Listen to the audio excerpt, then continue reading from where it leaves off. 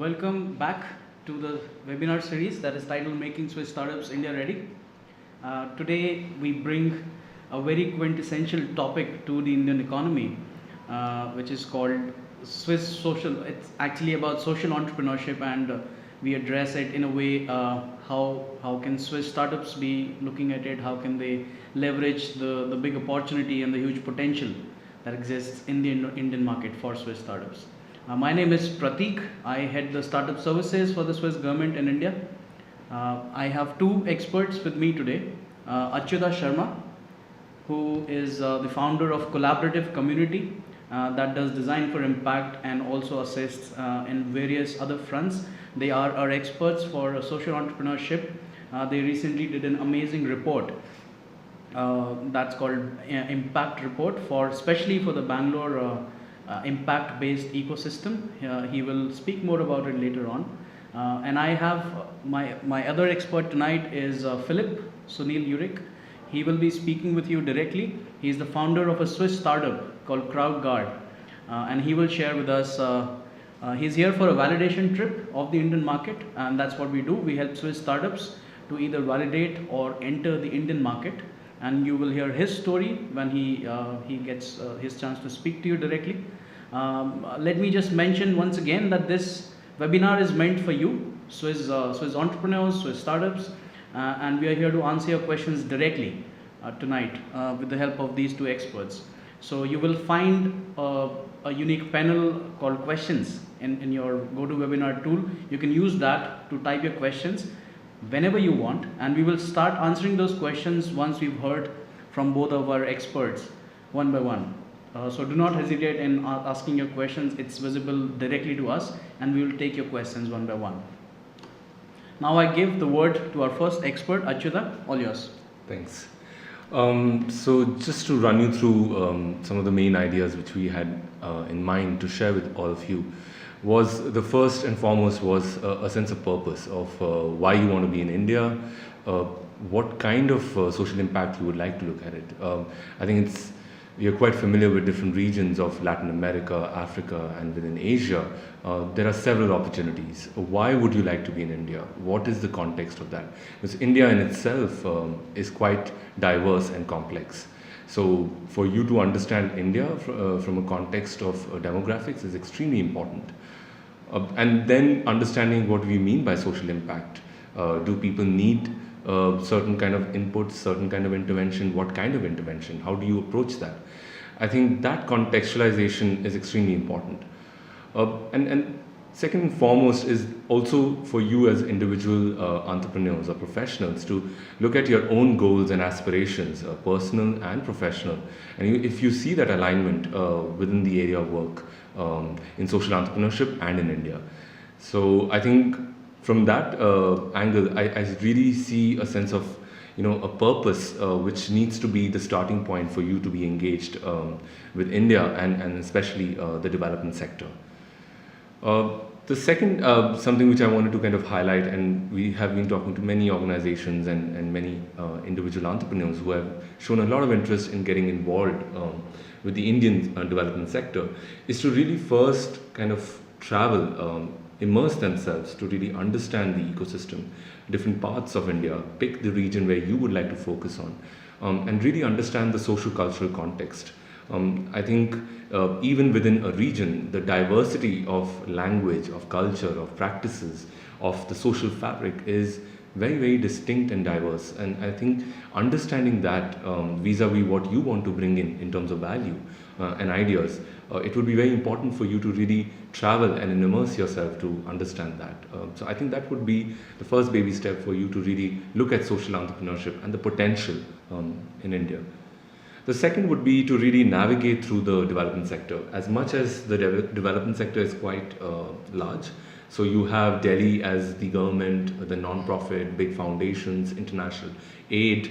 Bombay is the financial capital, so you have a lot of CSR initiatives, you have big businesses involved, you have larger foundations. Also a few HNIs or philanthropic work which has been growing in Bombay as critical mass. As compared to that, you look at Bangalore, which is really the startup or the entrepreneurial capital unofficially. And I think that's where you see a lot of social enterprises emerging here, where they do also see a lot of synergies with the commercial startups. I think the learning has been on both sides. So I think for them to, really look at opportunities here, I think to navigate through the ecosystem in terms of the kind of players exist, say for example from impact investors, funds, to incubators, accelerators, to networks, platforms, to institutions which exist in the ecosystem, to say where can you bring in value, whom should you talk to, where can you get the most relevant, competent and the most updated information for you to make the right decision of where you want to get involved. So I think this whole process of navigation is something very important, and talking to the right people, to diverse people also, would be quite helpful. So that I think would be probably the second step, which will help you decide which kind of specific area you would like to get involved. And I think that's when you understand the ecosystem, when you understand the demographics, the social cultural context, and you feel more confident of where you want to get involved, I think that's when you should look at an idea. That's when you should look at a specific challenge or a problem you would like to solve. I can also give you an example that within, say, for example, health sector, there are many non-profits, social enterprises which exist in India or within Bangalore, as an example. But many of them don't talk to each other. So some of the learnings, some of the failures which happen are not really shared. So for you to understand that and to understand the exact gap, to pick the idea, to pick the solution or pick the problem is extremely important. And I think the immersion and the navigation will really help you to pick that right idea, to get involved with social entrepreneurship in India.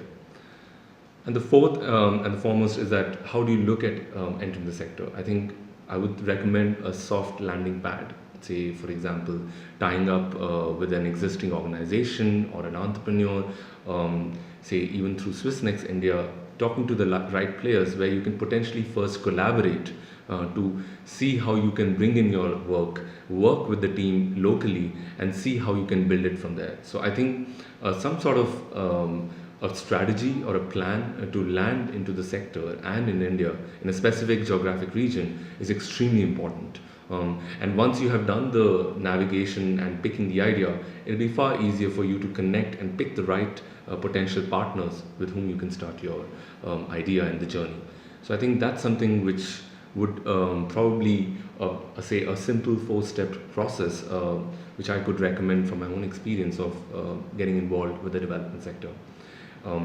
I think in many ways the development sector has been going through its own challenges, and that's where we were looking at studying the ecosystem in Bangalore, which has been quite large, I would say, and quite active in the Indian ecosystems. Amongst them, Bangalore seems to be quite active, and that's why we looked at doing the first ecosystem study of a city in India, which is the Impact Bangalore report. And that's when for 2 years we spoke to all kind of stakeholders, from impact investors, funds, networks, platforms, foundations, corporate companies, to institutions, to really understand where do they see the gaps and challenges in Bangalore and how do they look at addressing it. We also spoke to organizations in India who are looking at getting involved with Bangalore, who are or already involved with Bangalore. So I think for us was to really understand the ecosystem at a much deeper level, to see where are the potential synergies, collaboration or gaps which could be addressed. And I think what was unique about the Impact Bangalore report for us was also not just what people are saying, but how they themselves view the ecosystem. And I think that's a great example to replicate this study to any other city in the world. So if you look at replicating this format in any other city, you can really see how players interact with each other, how do they want to work with each other, what are the short-term goals, what are the long-term goals. And I think that's what really defines the potential in an ecosystem. And I think that's where some of our learnings in the development sector has been mixed. I do see India being in some way the innovation or the social innovation lab for prototyping and piloting innovative ideas, which has massive potential for scale, not just in India but across other developing or emerging markets, because we do see a lot of similarities in terms of the scalability of the solutions.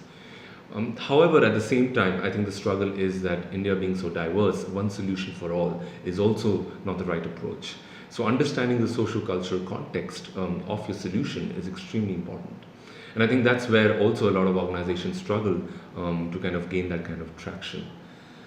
So I think from many angles there is a massive amount of potential to bring in ideas which can scale up. But what is important is also to get that kind of depth, get that kind of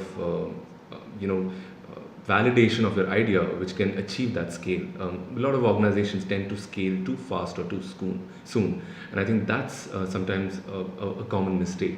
And I think given the Swiss community, which has been very, very active in terms of getting their product right, getting their service right, I think it's a great start for them to first achieve the depth before they look at breadth. And I think that would be of immense value to the social enterprise ecosystem in India. There have been many interesting learnings in terms of talking to various players and organizations, and I'm happy to answer those questions. But overall, just to summarize, I think it is really important for you to understand who are the players, what kind of work they're doing, and also another important part is due diligence. It's to understand what they claim to do and what they're doing on the ground. It's extremely important to get those facts right. Even you might be familiar with many other countries also, when we define social impact and what kind of impact it's making on the ground, it could differ and it has its own complexities. And I think from that perspective, due diligence is extremely important. And that learning will come through as you go through the process of navigation. So I think that's where the ecosystem I see as many potential areas, say from education, healthcare, which are two big areas where people are getting involved. But we also see a lot of value in agriculture, which primarily has a lot of non-technological kind of intervention, but we also see a lot of technological intervention in creating facilitation platforms, bridging gaps of communication or information dissemination. Now these are the areas also where more complex sectors could be addressed. I think it's really about understanding that exact gap and where do we see the value. And I think that's where also our biggest learning at in the study is that the real impact lies at the ground level. The people at the grassroots level already are very aware of their rights. They don't need to be empowered, they're already empowered. I think what they need is access to opportunities, access to resources, and that's where something which we have learned to look at an intervention which is more bottom to top than top down. So I think that's one of our huge learning during our impact study. So moving on to even seeing how you see the potential of bringing Swiss strength, what I would also recommend is that, as I mentioned before, Indians do tend to innovate very fast. Understanding the informal economy and the formal economy, how it thrives together, I think Indians tend to move much faster than a typical cycle of an entrepreneurship. And I think that's where it is recommended that you partner with a local organization or a local entrepreneur to really help move your idea much faster. I think to understand the local ecosystem, getting your daily requirements to larger conversations or engaging local players, I think collaborating or partnering with someone local would really help as a starting point. The second area which I would highly recommend is to look at the Swiss strength in terms of want, and want would be different from need, is that want is a combination of a need plus the ability to pay for it. I think that's a huge gap and also a mistake which many entrepreneurs make, because if we look at need, there are many in the development sector and we see many challenges. But within the social entrepreneurship or a for-profit angle, it is really important to understand a robust business model where the target community has the ability to pay as much as they are willing to pay for those products or services. And I think some of the areas or potential areas which I personally see is in the area of R&D, research and development. I think that's a huge area which we found in the ecosystem is missing. Many people think it's a resource intensive exercise, We don't need to really follow a process of intensive R&D, or they don't have access to capital, so they skip or bypass that process.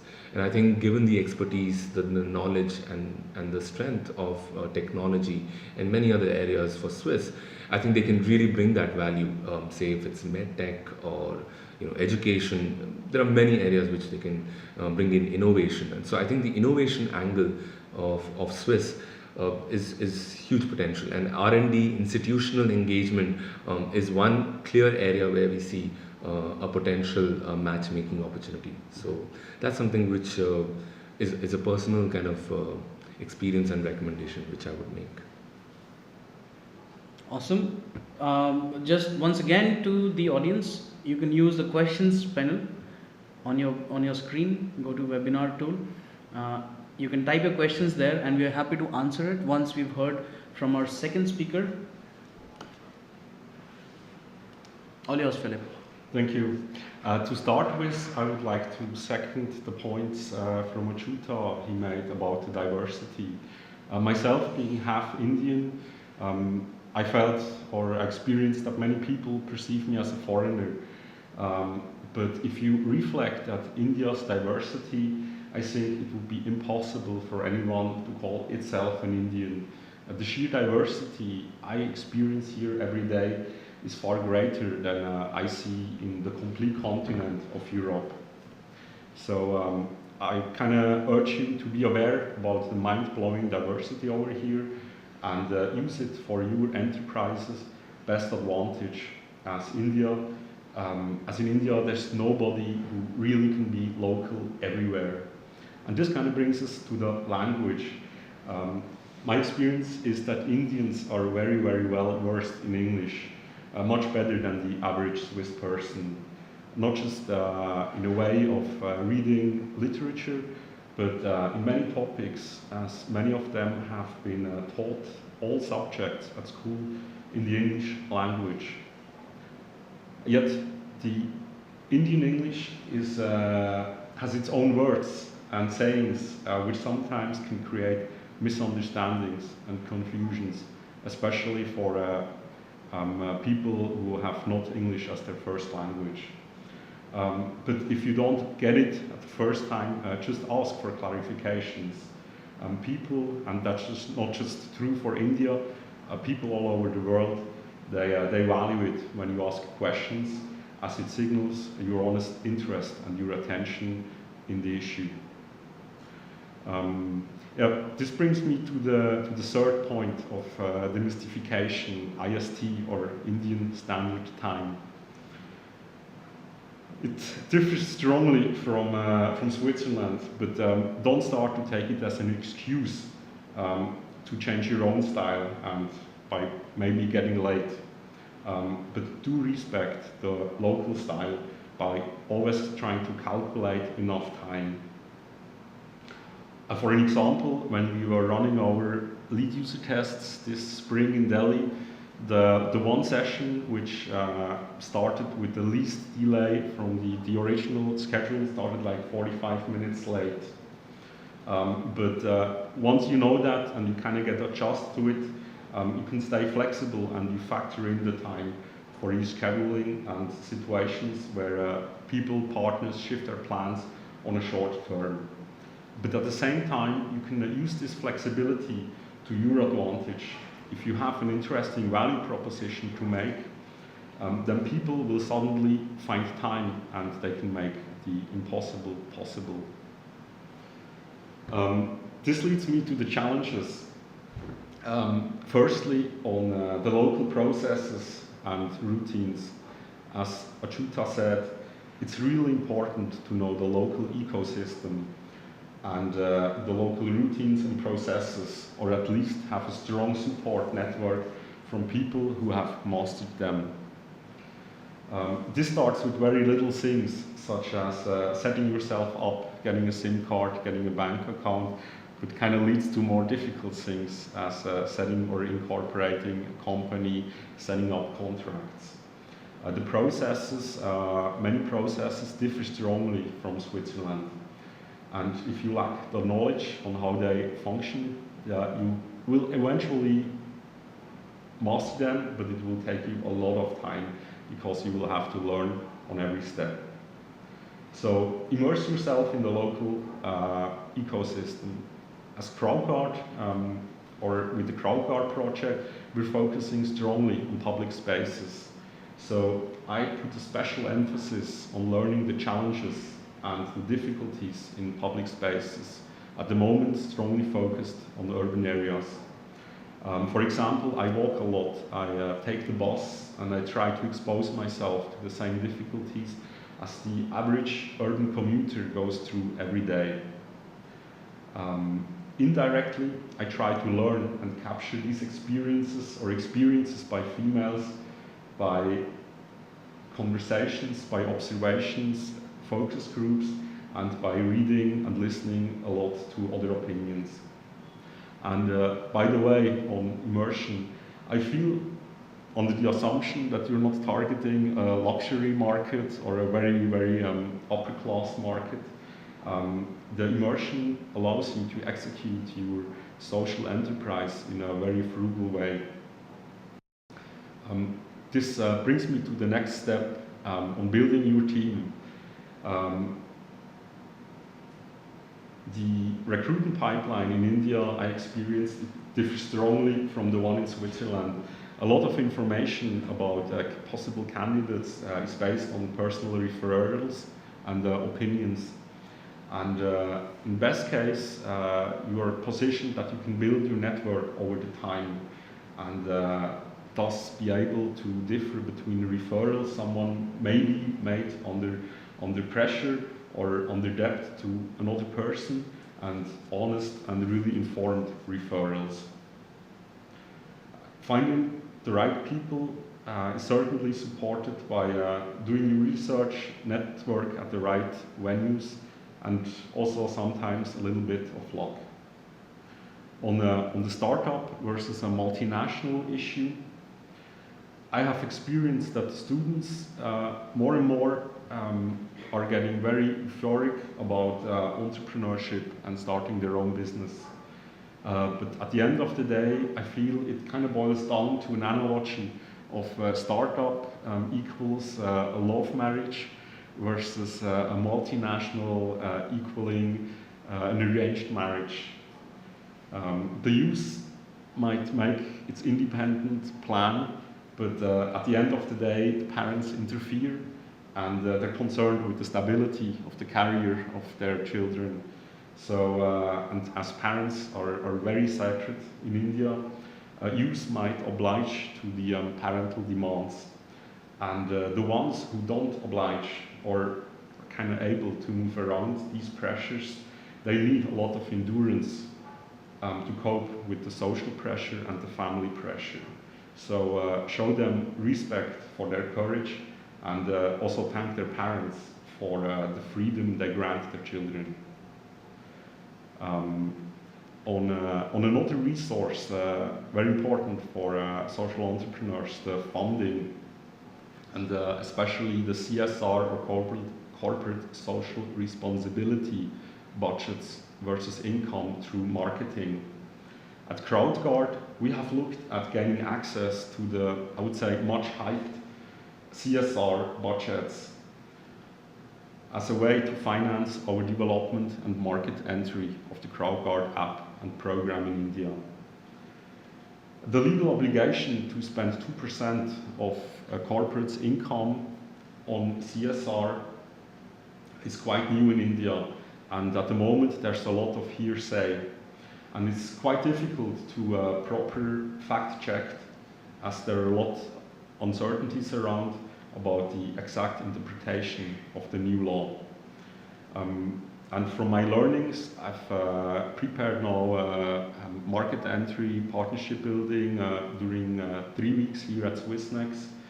I advise not to put like your serious bet on the short term, at least, on CSR budgets, say, unless you have 3 or more years of operations, established impact measurement, and externally validated, well-known and connected ambassadors. Otherwise, try to to focus on marketing and try to sell your impact, try to sell your eyeballs to corporate sponsors, which allow them to use your program to communicate their social responsibility and thus improve their brand reputation. And make sure you choose your partners wisely. Otherwise, it might backlash on you and your program. Don't forget, greenwashing also exists in India. The fact that the Indian media may be less critical towards homegrown corporates on greenwashing does not mean that the domestic consumers don't perceive possible discrepancies between what you communicate or what the brand is communicating versus the action they show in the everyday market.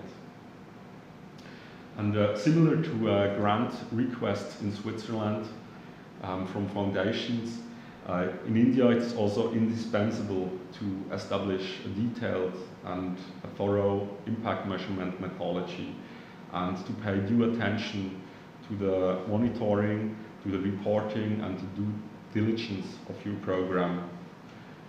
From hearsay of CSR consultants, I got the message that in the coming year, that will be the second year under the CSR obligation, the legal one, there will be a strong emphasis on external evaluation of program results. And even more than the grant-based funding in Switzerland, I got the feeling that the CSR departments are focusing very much on long-term commitments reflected in sustainable programs and empirics. And this brings me to the opportunities, especially on demographics, which is beyond the prevalent safety issue for women, which is really at the focus of the activities of Crowdguard. Another important factor, or has been another important factor for us to start our operations first in India. The demographic of the Indian nation is at a very young stage and consists of young and very ambitious citizens and consumers. And also here I can second your points.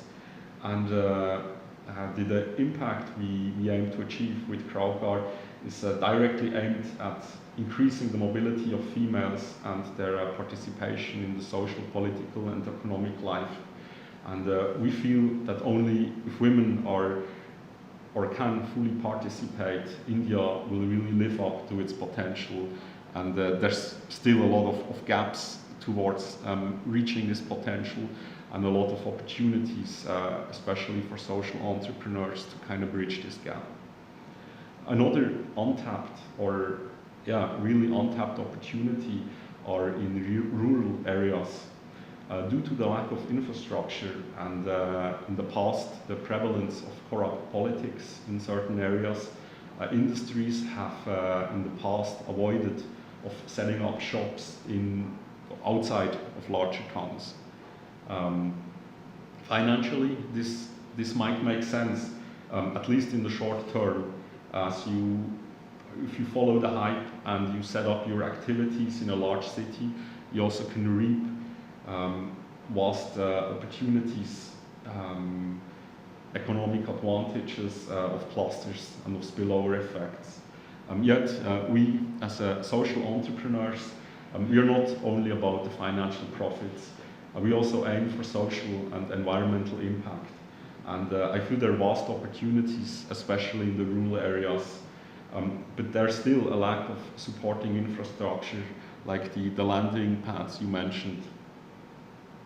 But if you are in the game for the long term, then also evaluate of going to the rural places and eventually setting up your activities there, or at least in a small town, because I feel the potential return could be far larger than putting yourself in the middle of a metro. And this kind of brings me towards the end of the opportunities. If you decide to come to India, think about how you can leverage the Swiss strengths. as a kind of our main resources are the knowledge, look into creation of value through knowledge, leverage some of our core competencies, finance, insurance, software, cryptography, architecture, graphic design, or the Swiss humanitarian tradition and expertise from running worldwide programs in healthcare, in sanitation, in agriculture, or in biodiversity. And if you decide to come to India, as Achyutha explained, you will have an extra hard time without local support in the form of market and implementation knowledge, of networks, and of infrastructure. Regarding the latter point, if you are a small startup, I advise you to join a co-working space, or at least just a coffee house with Wi-Fi. And if you're a Swiss startup, join SwissNext. We really had a good start over here. And if you're a small team, say below 10 people, I feel it doesn't really make sense to set up your own place, because you don't only have to factor in the financial costs, but also hidden costs, such as getting a power supply, stable power supply, infrastructure, net access, and other unforeseen things. But at the end of the day, infrastructure is just a small point. The primary value we at Crowdguard have received so far here at SwissNext is a great local network and knowledge from people like my present discussion partners, Achyutha and moderator Urech. And if I can give the word back to you. Brilliant. Thank you very much, Philip. I encourage the audiences once again to ask their questions. There's a questions panel right in front of you in the GoToWebinar tool. I already have one question from the audiences, and it's a basic question about the low-hanging fruits. To simplify that question, what are the obvious opportunities for Swiss entrepreneurs to explore in India at grassroots level? So if I can set the context and then give the word to you, the message that we have been delivering in Switzerland to begin with is first of all education. There is a huge opportunity in leveraging technology for education, point number one. Point number two is the one that you said about access to basic necessities. And the third one is basic safety in all aspects of life. So be it travel, be it livelihood, be it road safety, etc. So if you could one by one throw some light on all three of these: education, access to basic livelihood and infrastructure, and third one is safety. So how could a Swiss startup be leveraging these opportunities, or how can they really start up in India as a social entrepreneur?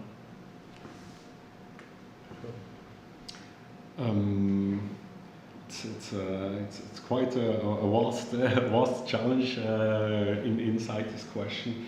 I don't have, I'm not a teacher, no educative credentials, but this is something which is really stunning fact. Like India, I was reading, needs to educate almost 500 million people in the coming 10 years. So it's a huge challenge, and there's pretty much everywhere. If you have a piece of skill, something innovative, people are really thirsty to learn, and they're really open to learn, and not just in kind of institutional educational institutions for education, such as schools and colleges, but also after work or after school, people or the spirit I've experienced here of people getting together, sharing in open spaces their knowledge, and really being ambitious to learn is something which is also really motivating. And it's I think there quite in every field there are opportunities to bring in educative knowledge on the access issue, on infrastructure and livelihoods. If you look at the, I just know that from statistics, a large part of the population is in rural areas, and is is employed or is self-employed in agricultural activities where there's a lot of still manual work being done. So and that's at the point I try to make with look at rural areas and look how you can bring value creating opportunities to rural areas, connecting with alternative types of energy to bring ITC to the rural places, and kind of to create opportunities there for people to stay at their place. And I feel if you're able to create something in rural places, people will pay back to you. They will commit themselves, and also in the long term to you. On the safety issue, this is a really prevalent thing, and kind of at the core of our activities at Crowdguard. The public spaces are it's a very contested space in India, with a very special emphasis, not just on the sidewalks, on the road itself. India has one of the highest rates of deadly road accidents every year, and also the potential here is very large in safety, but also kind of in trying to bring in new ways of human transport, of goods, and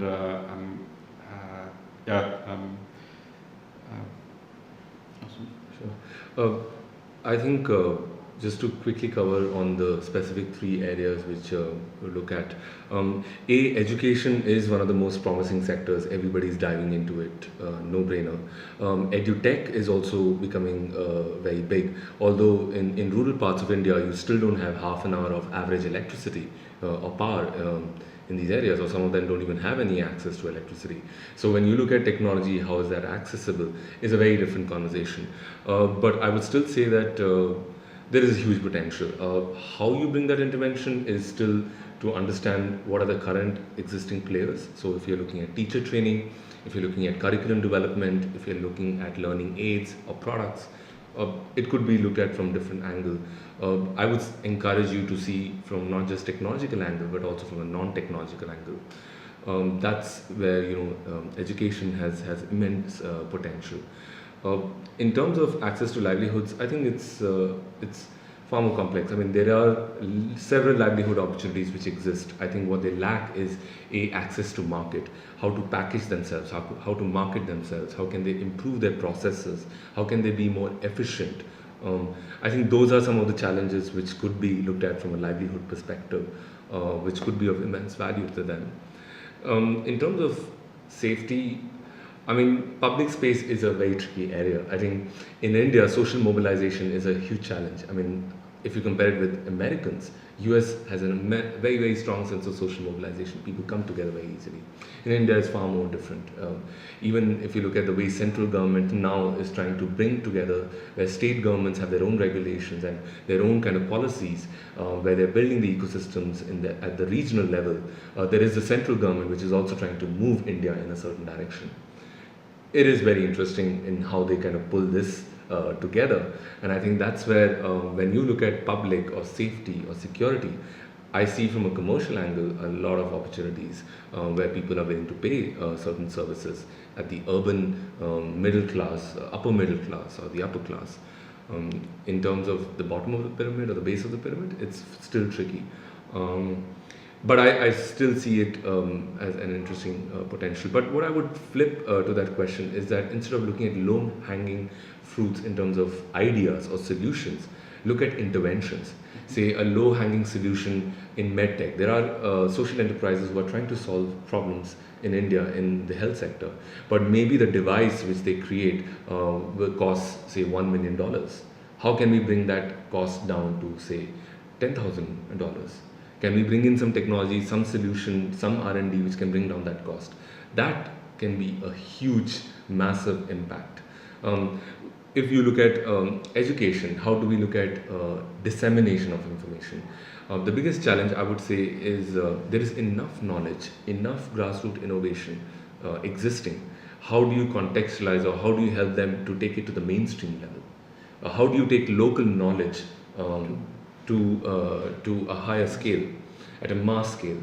That is, I would say, a challenge. So if there can be solutions in terms of platforms, in terms of ideas, which can actually bring in interventions, that's a huge potential. And the third could be existing social enterprises organizations who are doing great work, but sometimes they lack the R&D, they lack innovation in terms of processes, in terms of business, in terms of management, in terms of talent, managing talent. Now that's where Swiss could bring in a great amount of knowledge, expertise, and ideas to actually help them improve. So improving the existing organizations and the ecosystem could be of massive value. So these are some of the ideas which I would probably park. Awesome. Thank you. The other question that I read is about, it says, can you please throw some more light on leveraging the CSR rule in India? So I understand, Philip, you mentioned in the beginning about it being nascent right now. It's been only 1 year and then we enter the second year, so it's still a nascent. There's a lot of gray area there. But in your experiences, the organizations that you spoke to in India, also in your impact report, if you could individually throw some light based on your experiences, how is it potentially possible for a Swiss social entrepreneur to be speaking to? Where are the gaps and who are the players?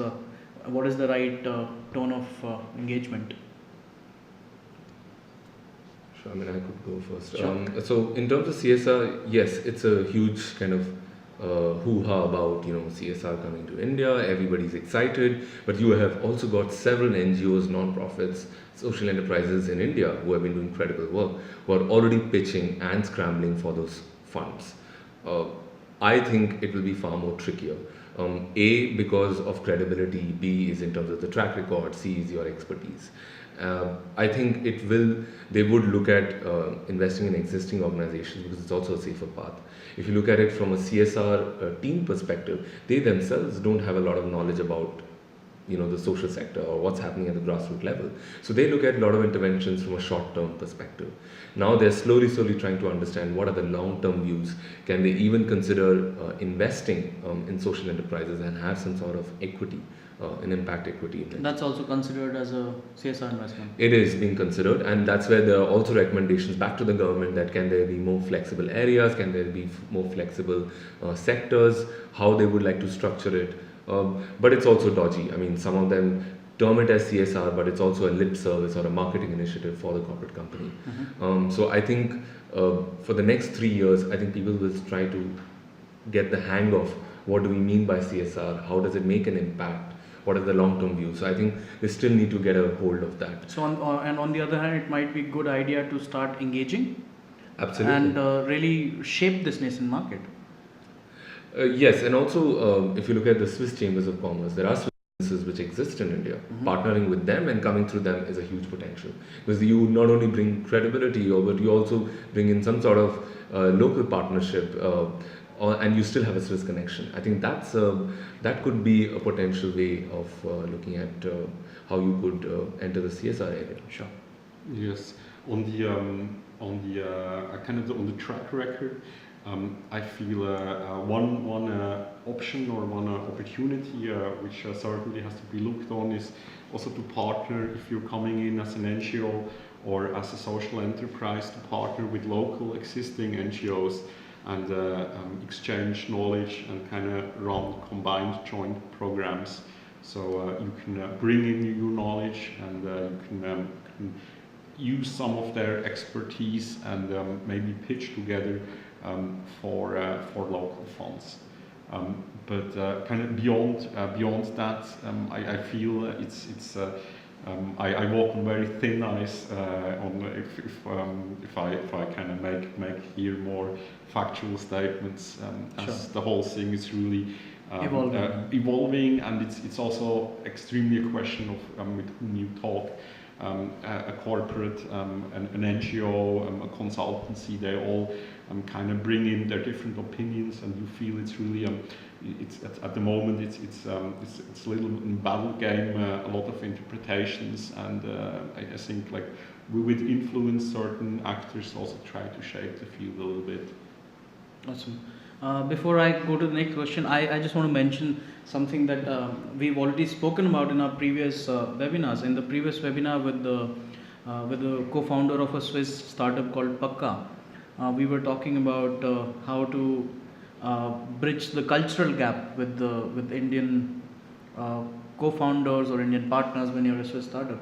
And we were talking to this co-founder of a nut trader who imported nuts from India into Switzerland, and what he suggested was exactly what you're suggesting. So look at the impact based ecosystem while you're doing your business. So he imported in a way that he made sure it was done in a very fair way with the fair trade associations, which were sort of very nascent at the time, but he still took his chance and he shaped it. He was a small part of shaping that fair trade movement in south of India, and which is now really doing well. So I think it's also the early mover advantage right now also that exists in India, in the specific domains that we spoke about and also beyond. So it's really about taking that step and writing that first email or picking up your phone and making that first call to really validate if and where the gaps are.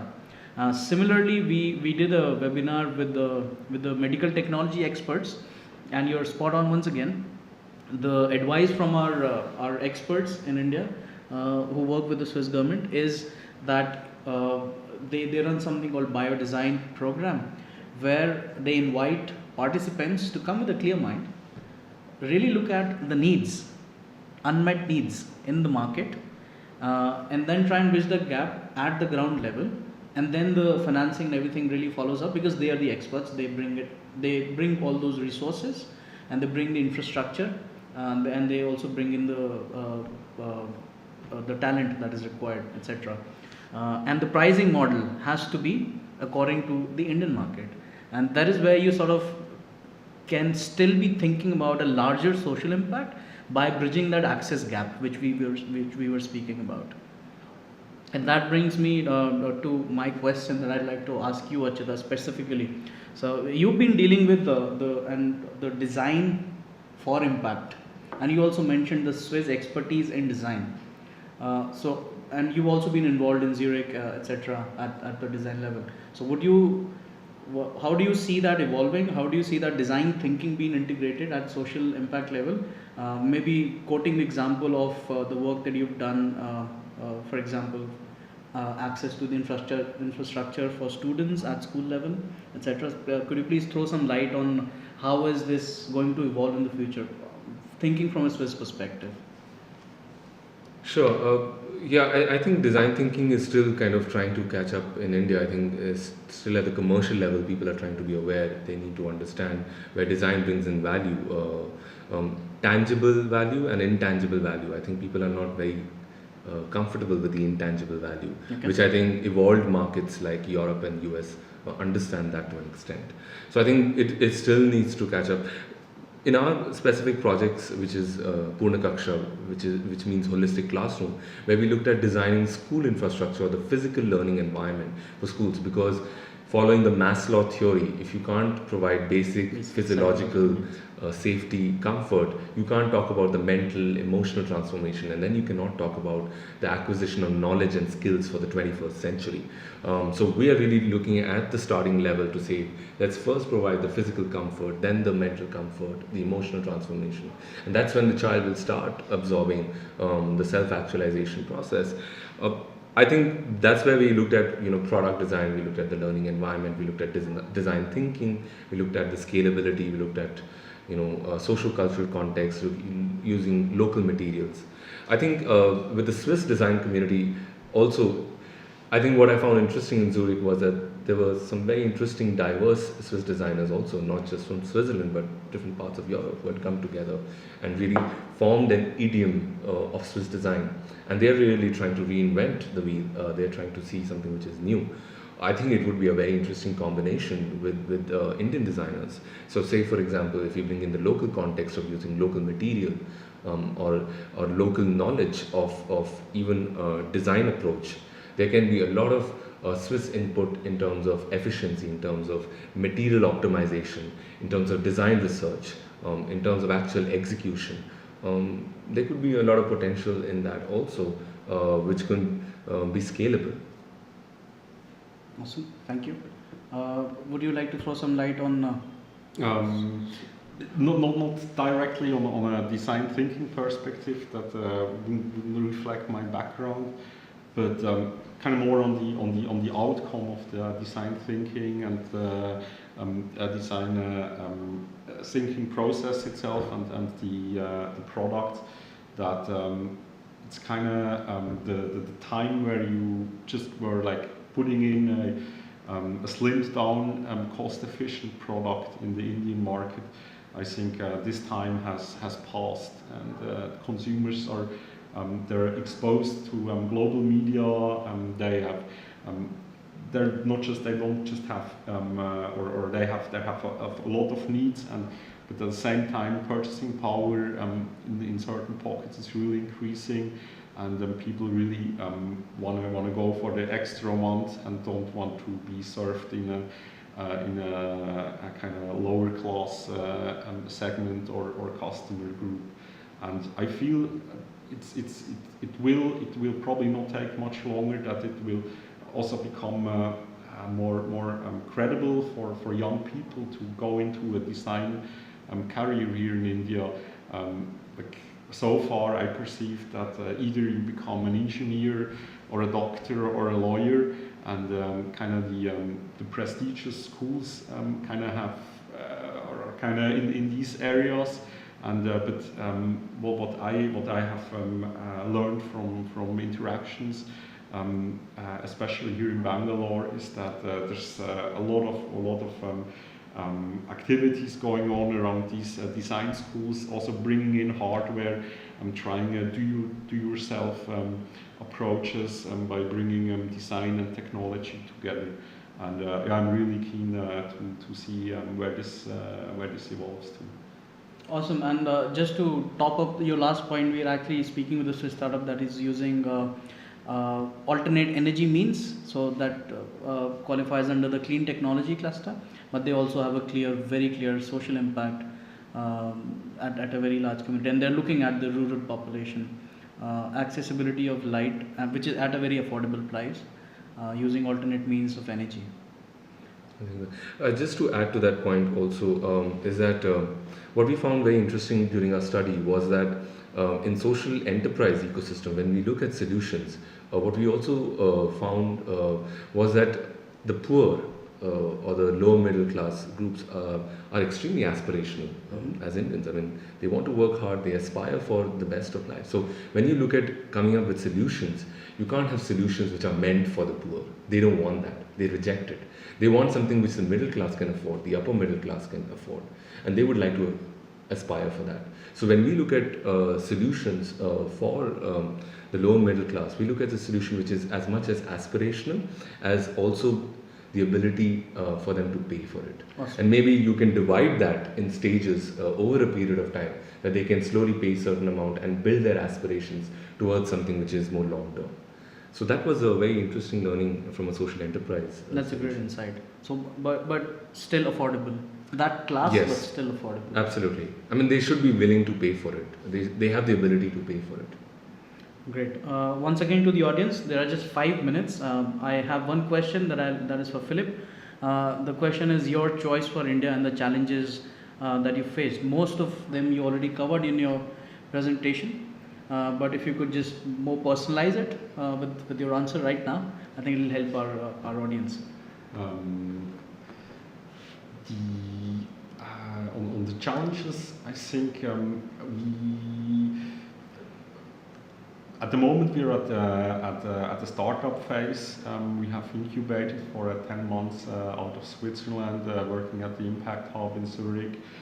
And we had some very intensive testing this spring. In the meantime, we had focus groups. We had a lot of interactions with students and young professionals. And I think we tried iteratively to include these challenges, which kind of we were pointed to. And we're kind of trying to set up the next stage of the Crowdguard program and technology to kind of answer these concerns. But I'm sure there's with the beta testing, the upcoming beta testing, and the market entry, more challenges will arise. But this said, at the moment we're still focusing on the urban areas. We're focusing on a middle class group, and for next year we aim to develop the technology downwards to eventually reach low-income groups in urban spaces, and venture into rural areas, and the challenges we will be confronted there, like the diversity, there will be immense. So trying to pick up things piece by piece. Just last weekend I was at the bar camp Bangalore, where I met Dinesh, who's working with shepherds here in the local state. And what they do is that they equip these shepherds with a location tracking device in order to track their movements with the sheep, because these people have a nomadic lifestyle, and so there's a lot of struggle with kind of the urban, or kind of the people who are living with an immobile lifestyle, and kind of growing out of the cities and occupying more land, and kind of to make the room where these nomads are living more visible. And I think there are many more challenges, and in these areas, and we aim to on the security side to be part of these solutions, but there's still a lot of learning involved. Mm-hmm.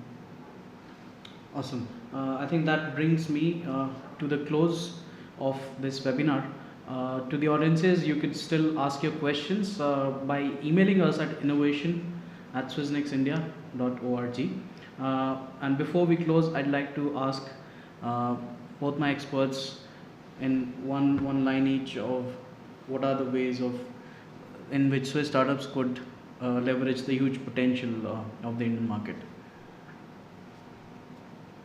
I think, in terms of the steps I did mention, I think there is huge potential, because there's a 1.2 billion population which is going to expand, and there is a huge market. It is about how, why, and what. If you can get those answers through these processes, I think there is a very, very interesting opportunity, because this idea is not just relevant for India, but many other countries. Philip? Come here with knowledge, and come here with a lot of energy and a lot of flexibility, and be open to interactions, be open to concerns, and be very iterative. And as you mentioned, the pace of innovation here is very fast. That can bring your service, that can bring your product fast, or forward very fast.